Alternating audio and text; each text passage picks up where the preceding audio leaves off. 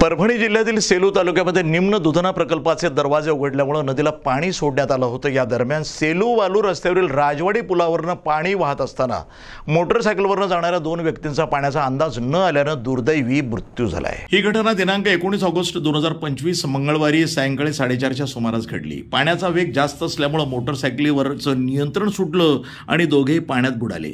मृतांमध्ये वालूर येथील एक व्यक्ती आणि गुळखंड येथील एक व्यक्तीचा समावेश आहे। दुसऱ्या दिवशी दिनांक 20 ऑगस्ट रोजी सेलू महसूल आणि पोलीस प्रशासनाकडून शोध मोहीम सुरू करण्यात आली। सकाळी 9 वाजण्याच्या सुमारास एका व्यक्तीचा मृतदेह शोधण्यात यश आलं। हा मृतदेह शवविच्छेदनासाठी सेलू येथील सामान्य रुग्णालयामध्ये पाठवण्यात आला आहे। दुसऱ्या व्यक्तीचा शोध घेण्यासाठी नावेच्या सहाय्याने मोहीम अजूनही सुरू आहे। सेलू पोलीस या प्रकरणाचा पुढील तपास करत आहेत। प्रतिनिधी प्रताप काकडे, NTV न्यूज मराठी, सेलू, परभणी।